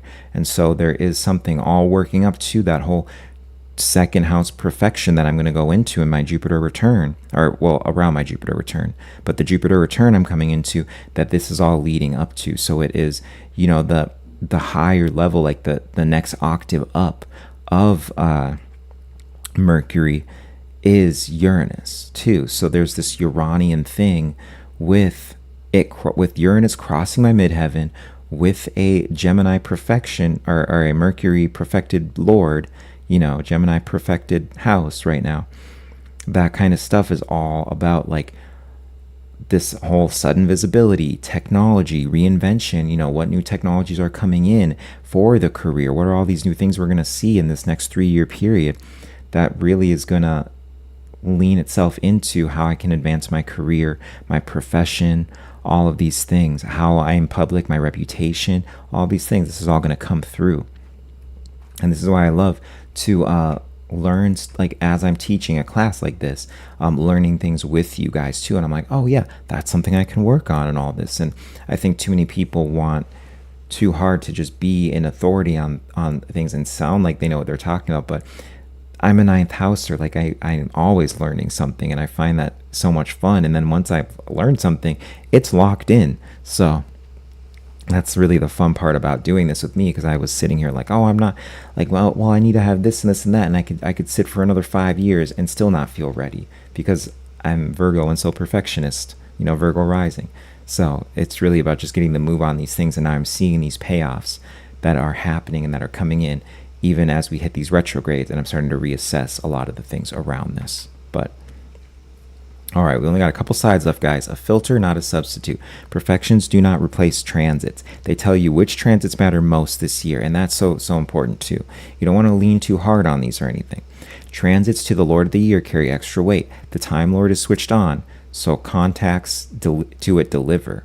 And this is just, this gets right back into Mercury retrograde because my Lord is going to be Mercury. Okay? Transits through the perfected sign land at home. Planets moving through the activated house speak directly to the year's theme. And so this is a cool differentiation right here. Okay? Transits through the perfected sign land at home. Planets through the activated house speak directly to the year's theme. And this is what I've even seen this year as we have these things that have moved through Gemini and all that. This is where I saw a lot of these things come up, and now it's really cooled off as we've been moving out of Gemini here. But we're about to have Mars. It might already be in there. It's any day now. We have, I think it's like next week actually, Mars going into Gemini here. So that's going to be another thing where it really comes up, where Mars, where there's going to be some type of action that's required of me, and it is going to be while I'm evaluating a lot of this stuff during the Mercury retrograde, evaluating a lot of these things. Okay, and we're going to have the Mars-Uranus conjunction. So that's a huge activation to my career, my reputation, public image. All that's coming in at the same time as we're seeing these things in the world come in. And this gets into my predictions. I have a whole stream on the 4th of July conjunction.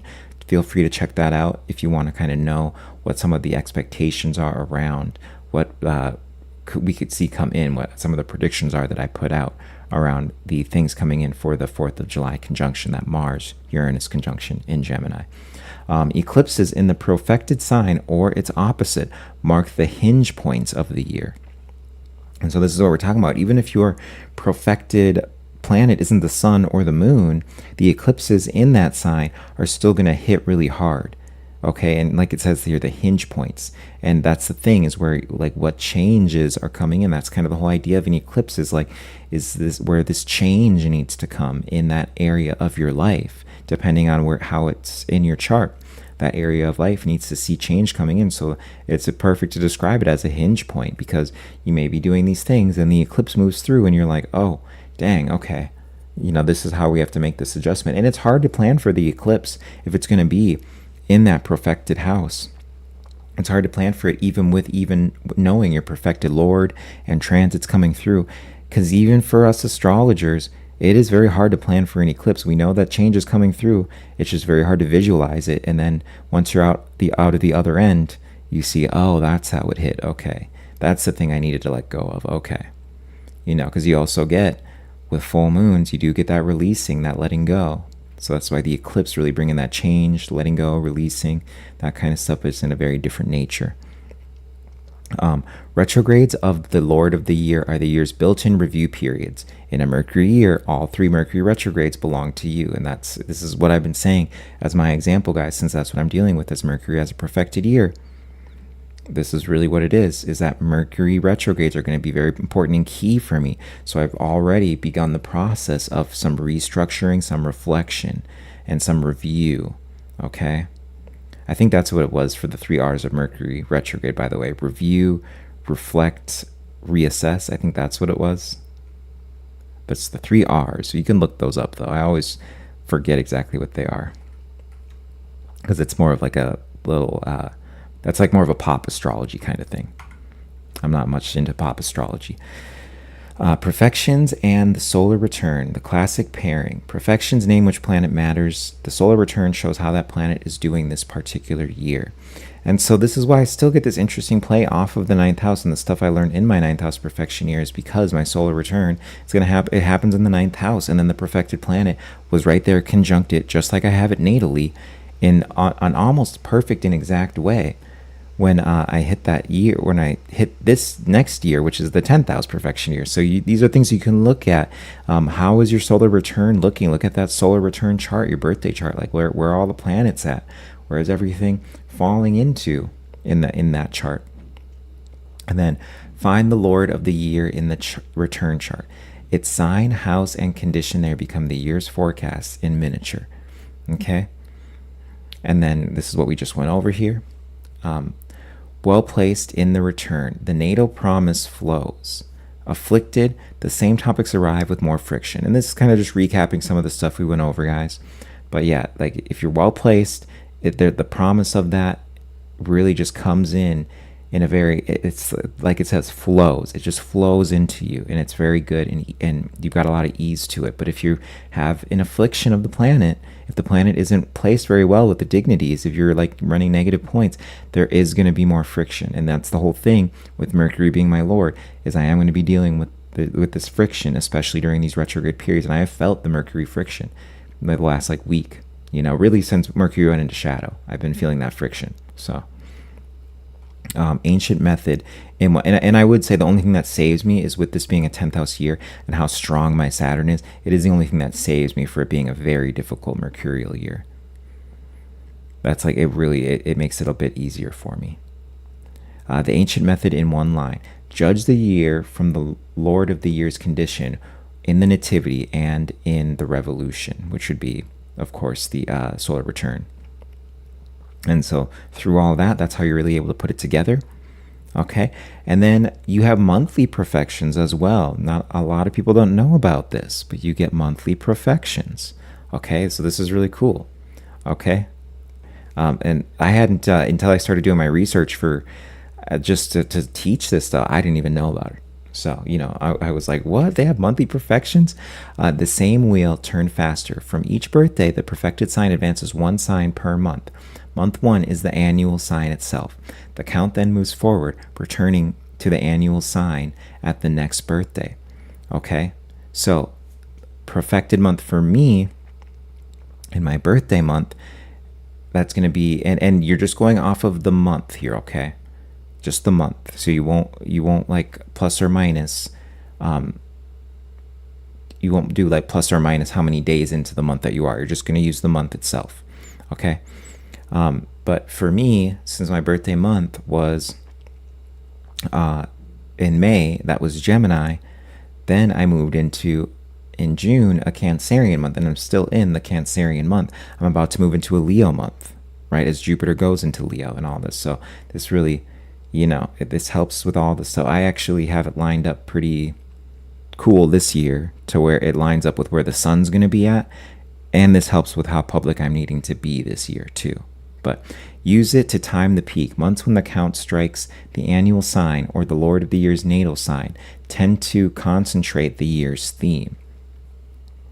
Daily perfections exist too, roughly 2.5 days per sign, but treat those as an advanced refinement. And we won't go over those or anything, but I mean, that does exist. But you don't want to, my whole thing with anything astrology, it's nice to go deep, but you don't want to get schizophrenic with it, okay?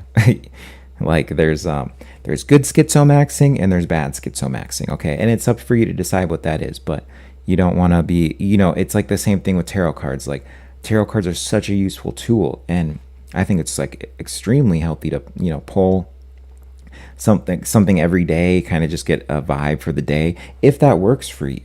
But you get to the point where people I've seen where someone pulls the whole deck and puts them into rows and stuff, and I'm like, what's happening here? Like, what are we doing? Or just pulling for every little choice ever to make and all that, and then like that's where it can go too far. I'm not telling you how to do it for your own life. I'm just saying this is like where you have good schizomaxing and bad schizomaxing. So just a little fun term for you there. But yeah, so you do have the daily perfection. So I'm going to be, of course, I'm in a Cancerian one moving into Leo one, and I'm feeling the Cancerian stuff hard. I'm feeling it closing out, and the true closeout will be at the end of the Mercury retrograde in Cancer here. But there's some Cancerian energy that's really closing out in my life right now, and so you can just see. So because my birthday month falls, and it's not that my birthday month falls during Gemini, it's that I'm in the Gemini profection year, okay? And so on my birthday month, it starts as Gemini perfected month, okay? So that's how you know. The year Lord sign counts as month 1, and then count advances 1 sign per month. Okay. And then, I kind of, I can zoom out a little bit here so you can actually see the whole chart just for a moment there. But yeah, see Gemini starting there, then Cancer. I've been in the Cancer one, still in it for a bit. Then we're going to move into Leo. All right. And then pitfalls, quadrant houses. Profections were built on whole signs. Count signs, not cusps. Okay, and that's like a thing, like I was saying at the beginning.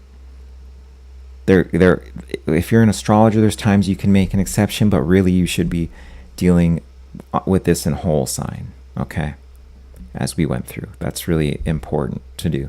Counting from the wrong place. The standard count begins at the ascendant. Perfecting other points is a real but advanced variation. This is what I just said too, and I hadn't even read this yet on this presentation. Is like, if you're advanced enough, you can perfect other points, sure. And this is where I get into like the whole 12th house ascendant kind of thing, like where the majority of the 12th house is in your ascendant. But then there are other factors even. It's not even like every time I would do that, but that is an example. And so, but it really involves you to be an advanced astrologer to do that kind of stuff, okay?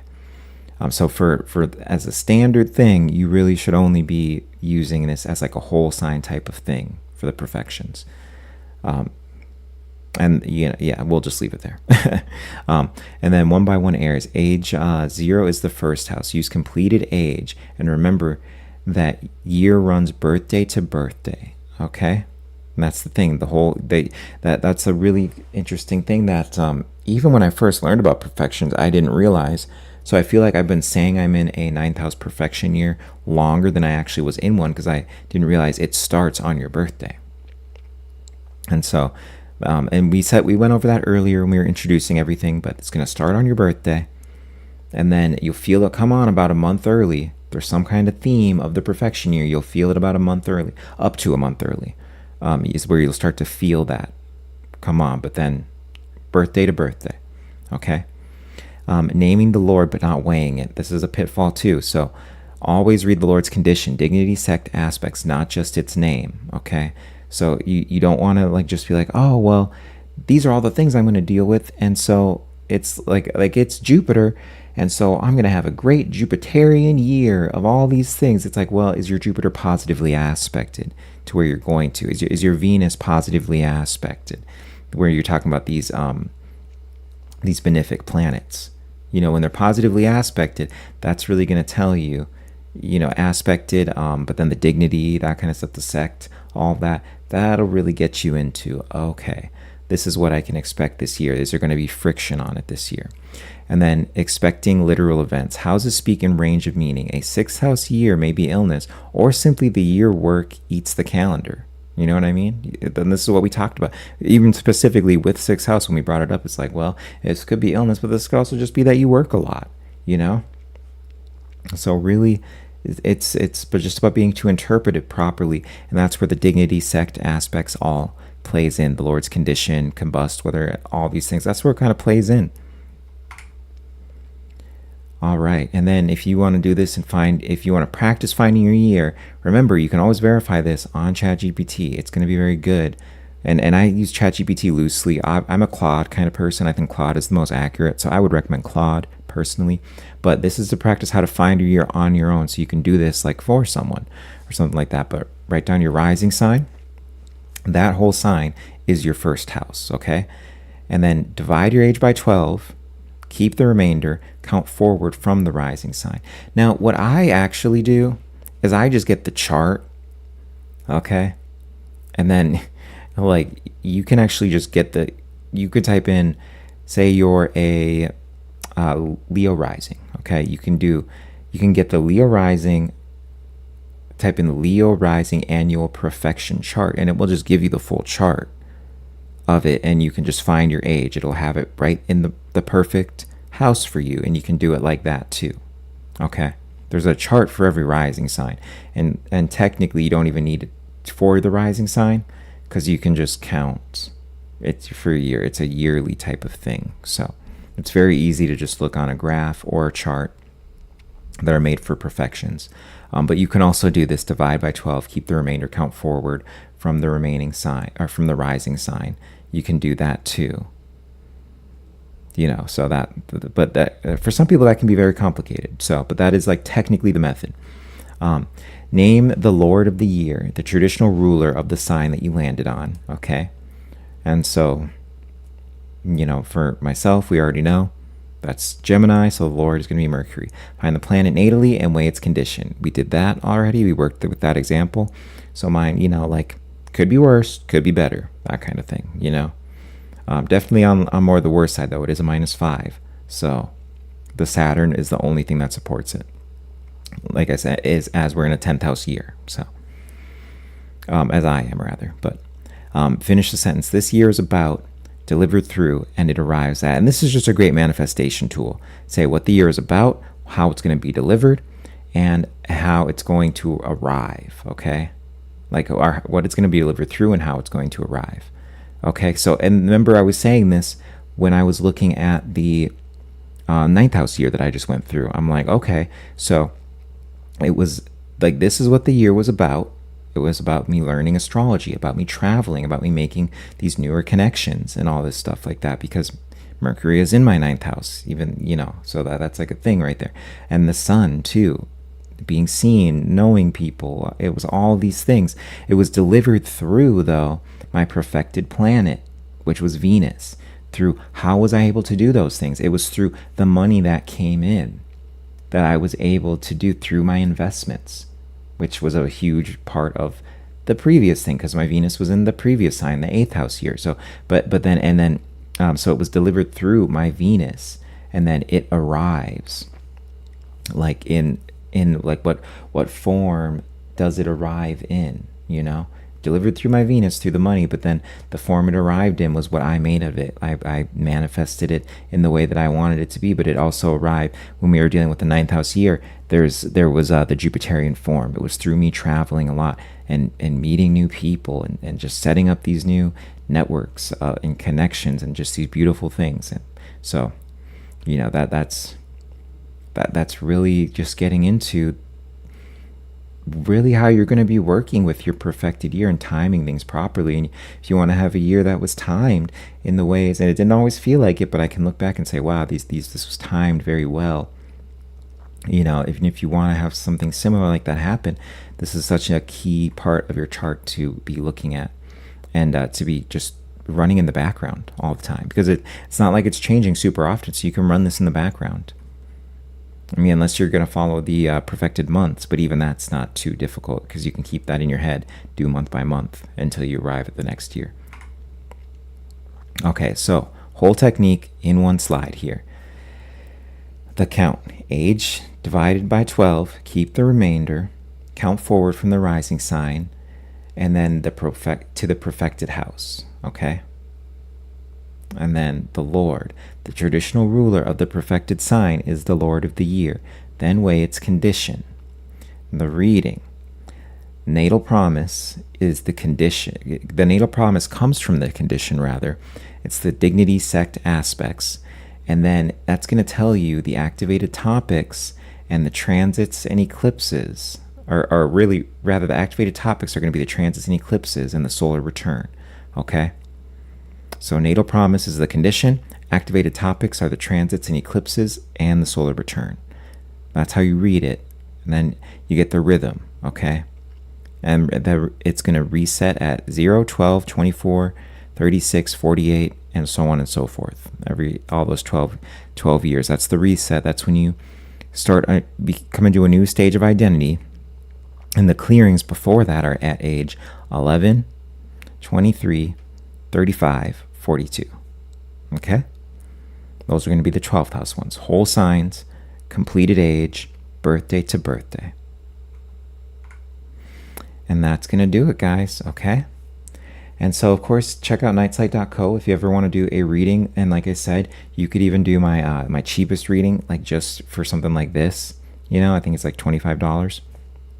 And that would, like, I could look at all the sect, the dignity for you, all of these things in that and then let you know what your perfected planet is, just so you have some kind of assurances behind it, do all that. But so that's always an option. I do have the website, nightslight.co. Linktree/nightslight is where you can find all of my platforms and everything. And as I said before, bit of restructuring with the channel going on, a new format for shorts, new types of shorts that'll be coming out, all sorts of things. And I only say that again right now so you can see, like, this is me using my Ferdaria, which we did in another class, and then also my perfected planets, which we of course did in this class. My perfected Mercury in particular, and what house it's in, all that stuff. This is really about some of the restructuring that we're doing on the channeling right now, or on the channel right now. And just really, oh, thank you, Sedona Angel. I'm happy you enjoyed the presentation. This was one I just had sitting on the shelf because of, like I said, the restructuring I'm doing with the channel a little bit right now. It's requiring me to just focus on some things for a little bit, but I'm like, we got this sitting on the shelf. Let's do perfections. I know perfection planets, so but yeah, our perfection houses too, and planets and all that. But yeah, and of course, we can always go deeper if you want a reading or something like that. Website's also going to be updated pretty soon, but we can go deeper on anything. I've got for all price ranges or whatever you're kind of looking for. All that's on there. Stay tuned though for as we especially get into these new things here. Let me actually switch to as we especially get into a lot of these transits that are coming up. I've got a stream tomorrow with Esperanza. So if you're watching this later on, check it out. It'll be on the channel here, or it'll be on Esperanza Bensei's channel as well. Esperanza Bensei Tarot, you can look her up. We always do a full moon stream together. So it's going to be the full moon in Capricorn. And as just like a slight preview, this is where I see, the cracks in the institutions are really going to start to show. And this is leading up to a lot of these major transits. You've got the Mercury retrograde that comes in like right around then too. Mercury retrograde is going to be coming in Cancer. America is a Cancerian nation. This is going to have to do with a lot of this stuff that we had during the last Mercury retrograde, which was in Pisces, where we really saw a lot of these huge things come through with the Mercury retrograde, all of these lies that we were doing. It feels like that was longer than 3 months ago. It really does. But I guess it was probably like 3 months ago, huh? But that Mercury retrograde in Pisces it's not a great placement for it to be. Maybe I'm forgetting a Mercury retrograde because that feels like it was way longer ago. But anyway, what I do think though is we see some themes from that Mercury retrograde in Pisces come back up here during Mercury retrograde in Cancer, because there's this revisitation of the lies that were seeded during that time by this current administration. That are going to really come back forward. And we're politically centered here, guys, but we just use the astrology to look at it all. But then, so you got that comes in. And then during these transits, where you have the full moon in Capricorn in the background, where you have the Mercury retrograde in Cancer, which was also the Roswell event, Mercury retrograde in Cancer. You had a Mars and Uranus in Gemini. Mars and Uranus is going to come back into Gemini here. Okay, you got that going on. And there's going to be the conjunction. So the conjunction on the 4th of July, 3rd of July, 4th of July, you've got that conjunction of Mars-Uranus. And then when was the Roswell event that happened? That was also on the 4th of July. So you got all these parallels. You got the alien talk. You got old foundations going away with the moon, cracks in the old foundations. You got this monetary thing going on. You got all of these different things that are happening.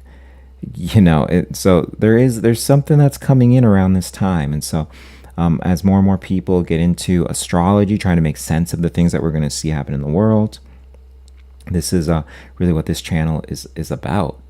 It's really us just being able to make sense of the things that we see around us, to be able to I'm a ninth houser. Like I am going to always enjoy politics. Like it's fun for me to look at politics, because to me it's entertainment. It's more of an entertainment type of thing, and to be able to overlay the astrology onto it, this is, I think, what the future is of people, of as we see things that just shock us to our core over the next couple of years, but especially as we go into the later half of this year, as we move into the second half of this year. We're really just seeing some very interesting alignments come up and seeing an unlocking of these outer planets, and as we retrograde and all this stuff. But I'm not, as you see, I didn't really talk a whole lot about the moon. Talking about that with Esperanza tomorrow, but fascinating placements that are coming in. And so these are just things to be aware of, and why it'll be so important to know this profection method with timing everything right here, because it at least gives you some measure of control out of time and shift with the things that are going to be shifting in the world itself. And you probably already have been shifting, but anyway, I want to thank all the beautiful souls for watching. And Night's Light Astrology, like I said, readings at nightslight.co. And you guys have a good one.